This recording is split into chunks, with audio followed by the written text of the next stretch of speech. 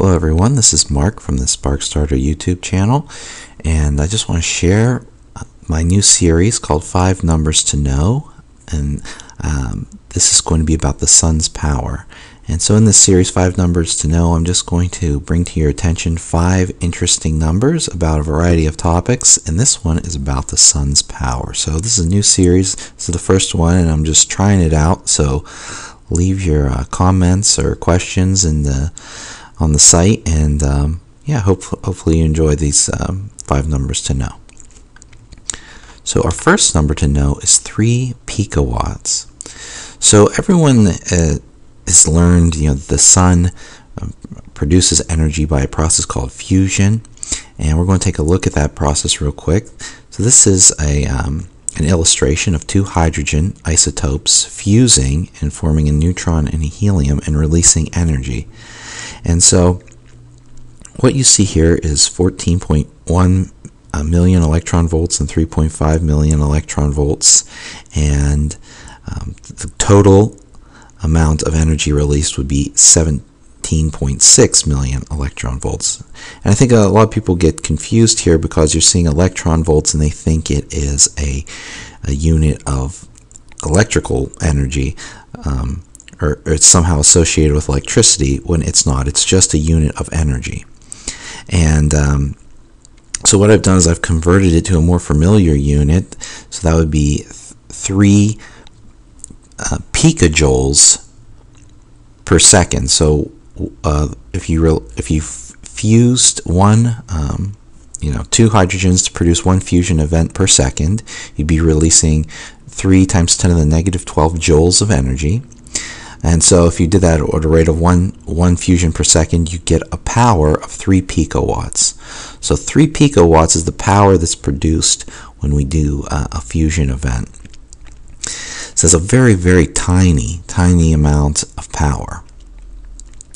So, but what really makes the sun happen is just it's fusing a tremendous amount of these hydrogens together. The sun fuses 600 million metric tons of hydrogen into 596 million metric tons of helium per second. So it's just an incredible amount of material that's being fused.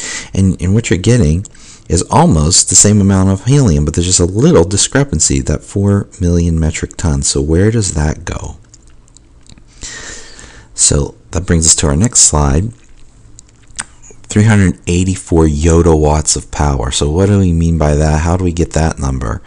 So in our previous slide, we have a missing 4 million metric tons. We had 600 million metric tons of hydrogen, and now we're left with 596 million metric tons of helium. What happened to that 4 million metric tons? Where did it go?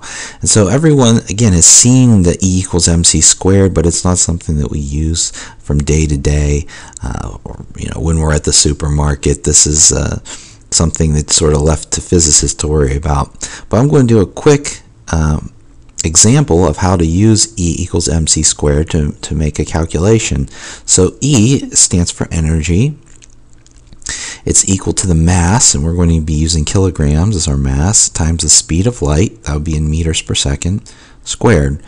So what we know is we have 4 million metric tons, so there's 1,000 kilograms in 1 metric ton. And actually I rounded down a little bit. There's actually a little bit closer to 4.273 million metric tons of mass that is lost in that fusion process.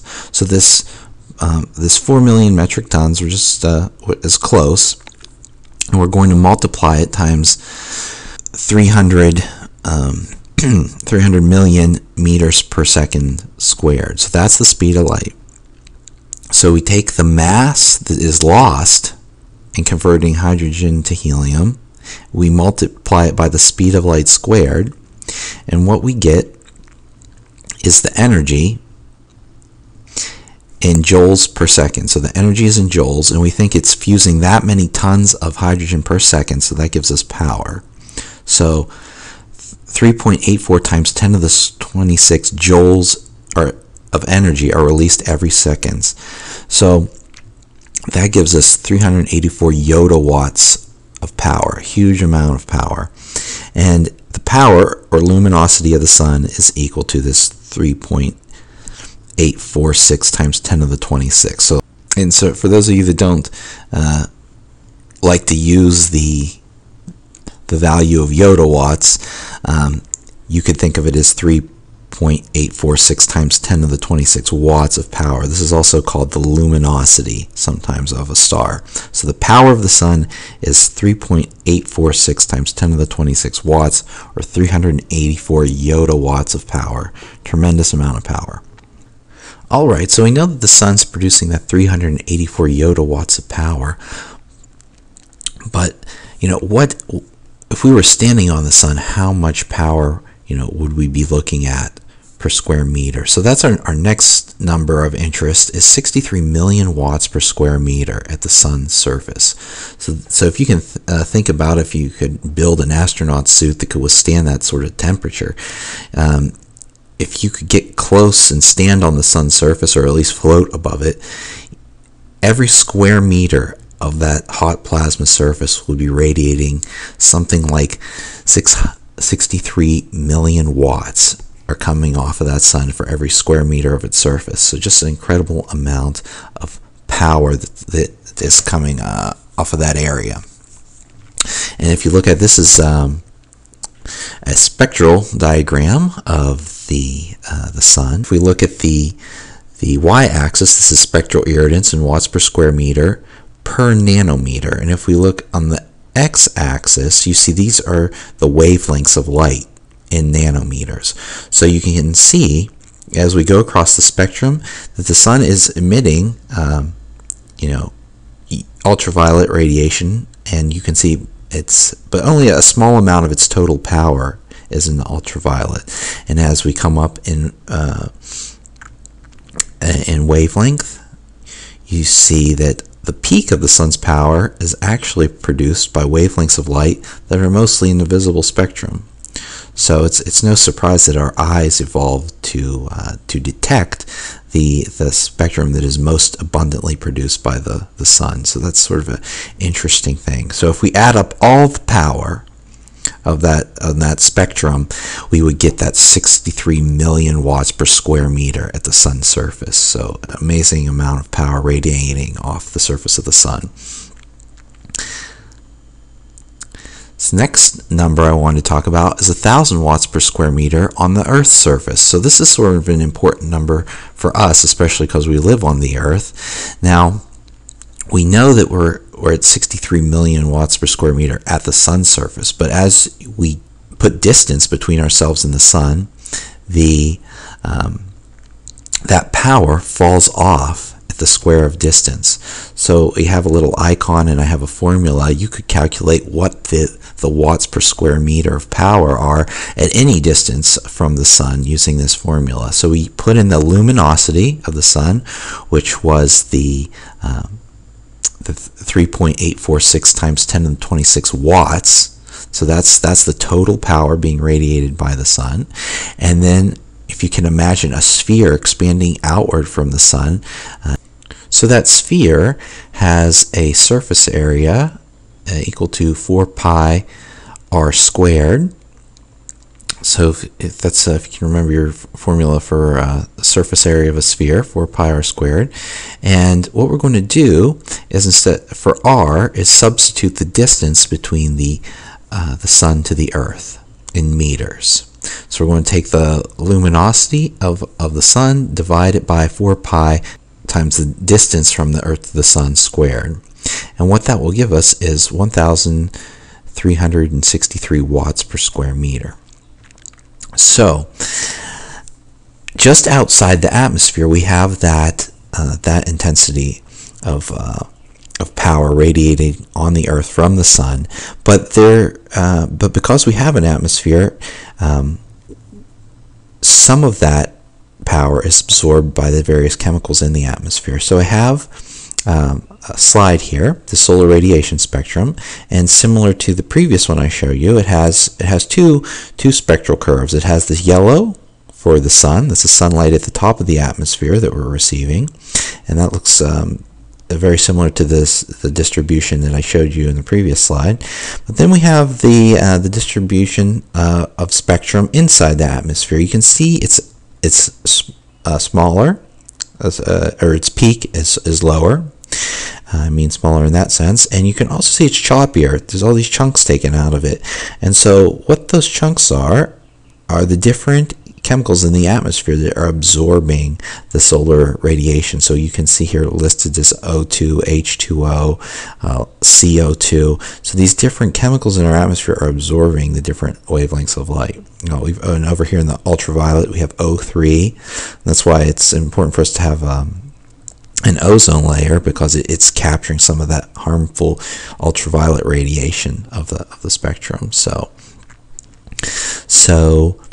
by the time that intense radiation leaves the sun, it makes it all the way to Earth. It has been greatly diminished simply by the distance, but it also, a large portion of it has been grabbed by the chemicals in our atmosphere. So we're left with 1,000 watts per square meter. That's a good ballpark estimate of the amount of solar radiation that will hit the surface of the Earth on a sunny day, and that's frequently used in the solar industry as well to rate solar panels.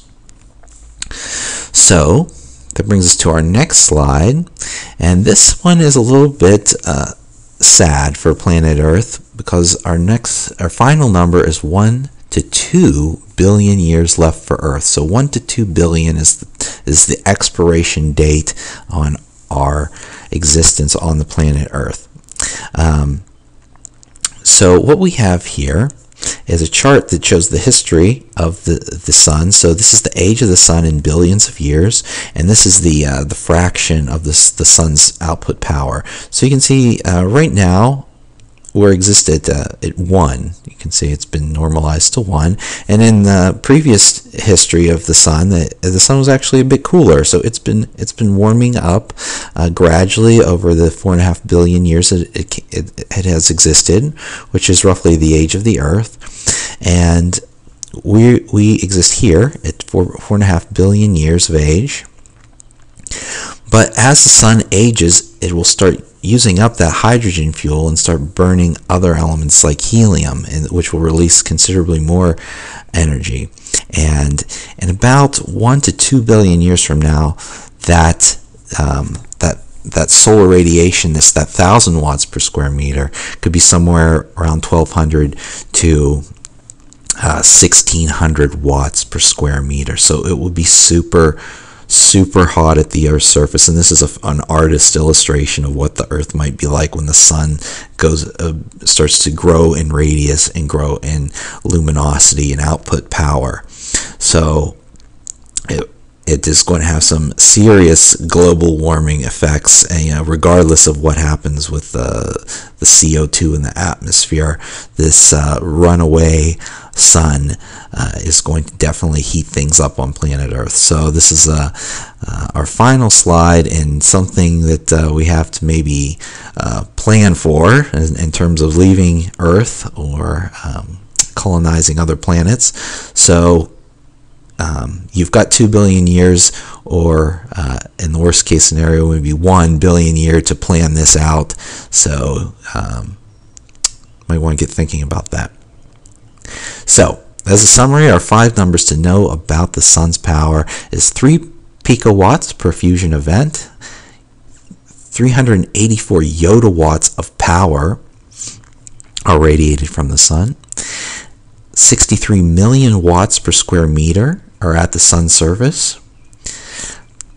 There's 1,000 watts per square meter on the Earth's surface currently, and we have 1 to 2 billion years left on Earth before that luminosity of the sun, the power that it radiates, delivers so much solar energy to the Earth's surface that we can't really bear to be around here anymore. So hope you enjoyed those 5 numbers to know about the sun's power, and look forward to making some more 5 numbers to know in the future. Thanks.